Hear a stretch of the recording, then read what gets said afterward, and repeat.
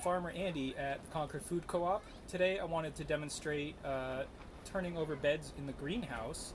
So there was some spinach planted in here and I was hoping it would overwinter, but it got some downy mildew and had some vole problems. So it didn't overwinter all that well. I went ahead and removed the spinach plants, and now I'm excited to turn these beds over and get something else seeded. So the first step in that is going to be using a tool called the broad fork. It just has two handles and a big bar at the bottom that you can step on with your feet, and then this has 7 tines, metal tines that are about a foot long. They go into the soil and you can step on the tool, get it to go all the way up until the bar, and then you use the handles and just use your body weight. You lean back a little bit and it lifts the soil slightly, gently, and it's aerating the soil. It's giving the roots a little bit more rooting depth. It's letting the water get a little deeper in the soil. It's just generally making this soil a little bit better for plant growth, a little bit more productive. It's fairly minimally invasive. You're not like flipping the soil or churning the soil up much. So it's a great tool to use in the garden. I like it a lot. I'm going to go ahead and go all the way down this bed, and then I'll show you the next step.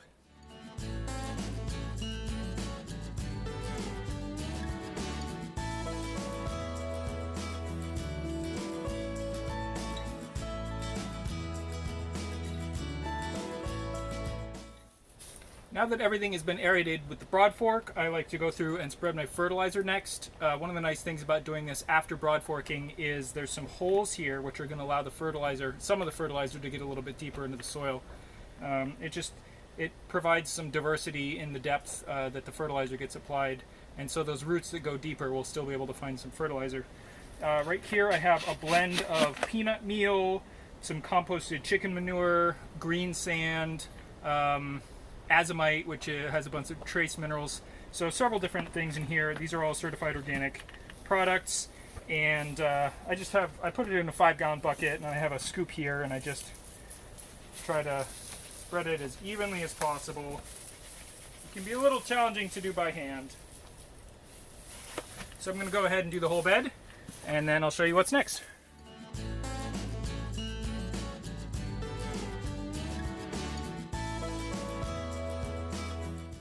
Final job is to be raking this fertilizer into the soil and also making a nice flat level seed bed for seeding. So I have this bed preparation rake. It's similar to a landscaping rake. It has a lot of teeth on it. It's made out of aluminum. It's nice and sturdy, and it doesn't rust. It's got a nice long handle. So I love this rake for preparing my seed bed. So I'm going to go ahead and do that now, and I'll see you in a minute.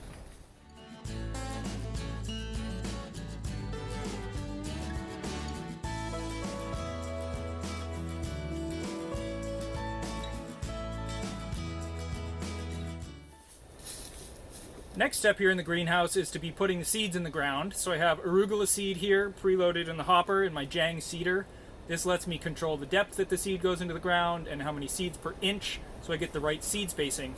It saves me a lot of time and labor. I'm going to go ahead and seed 8 rows of arugula into this bed, and you can watch me doing that in just 1 second.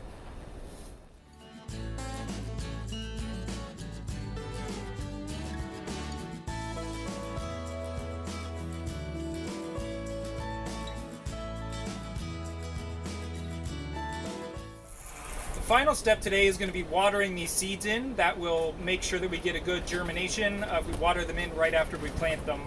So I'm going to be using a watering wand here with a nice fine rose on it, and I'm going to be moving my hands real quickly. I don't want to stay on the same area for very long, and you want to give it multiple passes so that it has time to soak in, and then you go over it again, let that soak in, go over it again, let that soak in. We want to move quickly and then water the same spot often.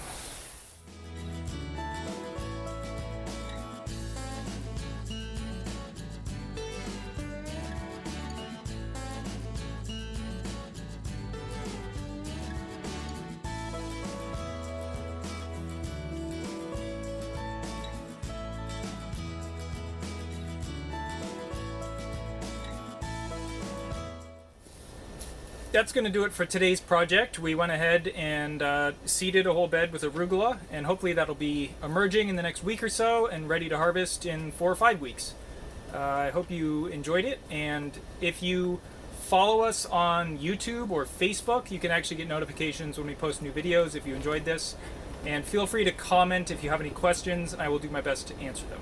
Thanks so much. If you're in the mood for real food, it's Concord Food Co-op.